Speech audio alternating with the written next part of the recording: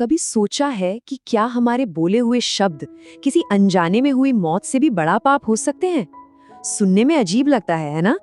चलिए आज एक बहुत पुरानी कहानी में चलते हैं और देखते हैं कि हमारे शब्दों में आखिर कितनी ताकत छिपी है। ये कहानी एक दावत की है जो देखते ही देखते मातम में बदल जाती है। और सवाल ये उठता है कि इस पाप का बोझ कौन उठाएगा?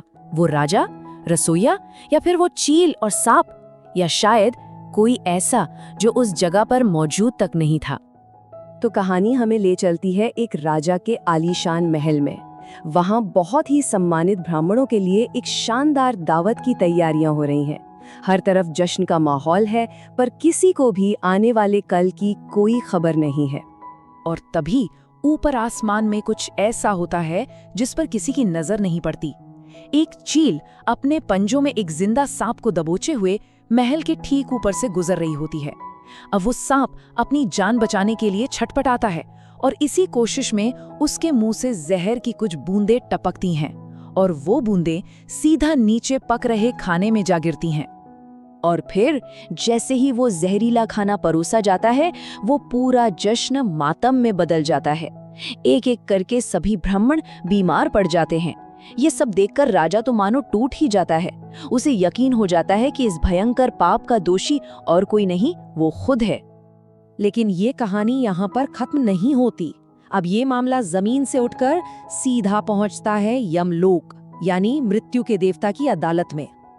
अब न्याय के देवता यमराज के सामने एक बहुत ही उलझा हुआ सवाल है। इस ब्राह्मण हत्या का पाप, इसका भार आखिर किस पर डाला जाए? कौन है असली दोषी? तो चलिए यमराज के साथ हम भी इस मामले की गहराई में उतरते हैं और देखते हैं कि इस पूरे हादसे की कड़ियां आखिर किस किस से जुड़ी हुई हैं। यमराज एक एक करके हर संदिग्ध के बारे में सोचते हैं। क्या ये राजा का दोष है? नहीं, उसका इरादा तो नेक था, वो तो पुण्य कमाना चाहता था। अच्छा, तो क्या रसोइया दोषी है? नहीं, उसे तो इस बारे में कुछ पता ही नहीं था। फिर वो चील, वो तो बस अपना पेट भरने के लिए शिकार कर रही थी। और वो सांप, अरे उसने तो बस खुद को बचाने की कोशिश की थी। यमराज इस नतीजे पर पहुंचते हैं कि इनमें से किसी की भी नियत बुरी नहीं थी, इसलिए ये पाप इनमें से किसी का नहीं है।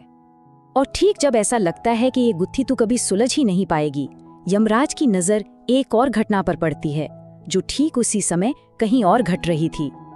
वो देखते हैं कि एक महिला है जो दावत में जा रहे ब्राह्मणों को रास्ता तो बता रही है, लेकिन साथ ही साथ बिना किसी वजह के राजा की बुराई भी किए जा रही है। और बस यही कहानी में सबसे बड़ा मोड़ आता है। यमराज अपना फैसला सुनाते हैं और कहते हैं, इस पूरी घटना का सबसे बड़ा पाप उस महिला ने किया है जिसने बिना किसी कारण के राजा की निंदा की। पर सवाल तो ये है कि उसके पाप को सबसे बड़ा क्यों माना गया? मतलब एक अनजाने में हुई मौत से भी बड़ा? चलिए इस फैसले के पीछे का तर्क समझते हैं। इस पूरे फैसले की जड़ एक शब्द में छिपी है और वो शब्द है परनिंदा, जिसका सीधा सा मतलब है बिना किसी वजह के, बिना किसी सबूत के दूसरों की बुराई करना। तो यहाँ फर्क को समझना बहुत जरूरी है। देखिए, एक तरफ तो था एक हादसा, घटनाओं की एक ऐसी श्रृंखला जहाँ किसी का भी इरादा गलत नहीं था, हर कोई बस अपना अपना काम कर रहा था। और दूसरी तरफ थी जानबूझकर की गई बुराई। उस महिला ने अपनी मर्जी से बिना किसी वजह के बस नेगेटिविटी फैलाने का चुनाव किया। तो इस पुरानी कहानी से हमें एक बहुत ही सीधी और गहरी सीख मिलती है। पहली, अपनी जबान पर काबू रखना जरूरी है। दूसरी, बिना बात के किसी की बुराई करना भी पाप को जन्म देता है।